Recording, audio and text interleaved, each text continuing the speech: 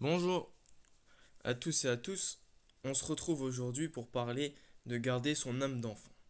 Souvent j'entends les spirituels parler de garder son âme d'enfant, mais qu'est-ce que cela signifie? Quand on est enfant, nous avons une imagination débordante. Cette imagination est créatrice d'un monde, notre monde plus précisément. Si dans les textes sacrés il nous est demandé de garder une âme d'enfant, c'est de pouvoir voir le monde de façon insouciante. Vous ne souciez pas de qu'est-ce que vous alliez faire ou comment le faire.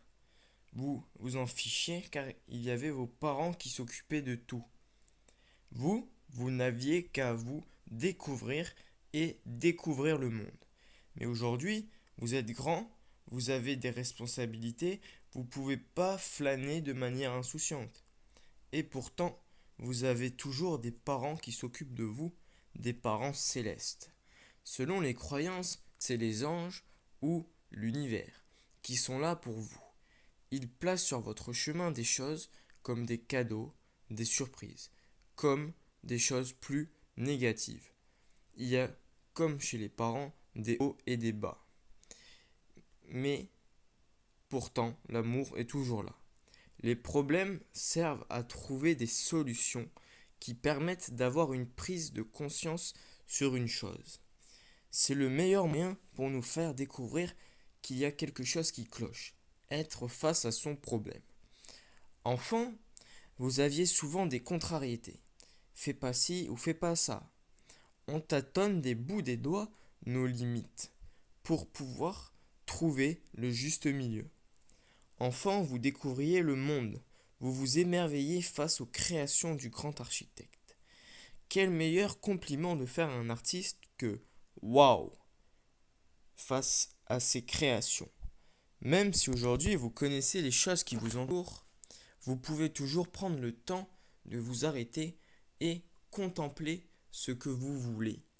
Par exemple, j'aime bien regarder les arbres.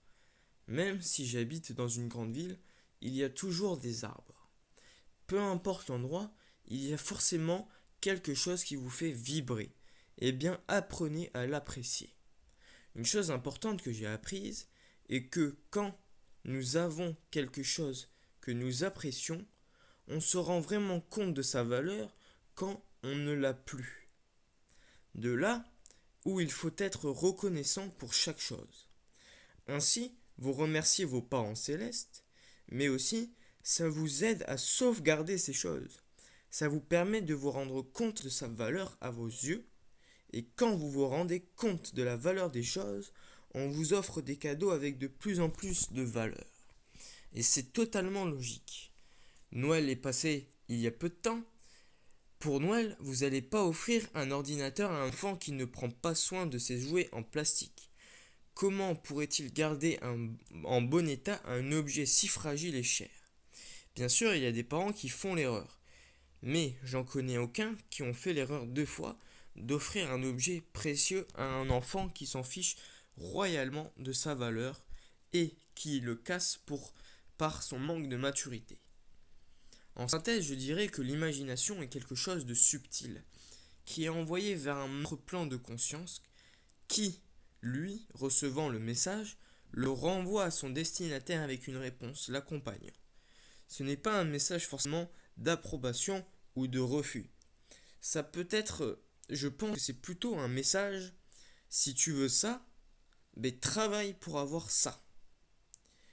Personnellement, j'ai placé mes désirs très haut. Alors je dois fournir des efforts considérables pour atteindre ces objectifs. Imaginez un homme grimpant une montagne. Il veut planter son drapeau en haut. Voilà son objectif. Mais comme toute chose, il doit commencer par le bas de la montagne. Il y arrive sans trop d'efforts. La pente est douce et vu qu'il vient de se lancer, il est rempli d'énergie. Mais plus il avance, plus la pente devient raide. Son optimiste en prend un coup et son mental en rajoute. Pourquoi me suis-je lancé dans cette aventure? En plus, personne ne le verra, mon pauvre drapeau. Mais il continue, il marche et même escalade à main nue.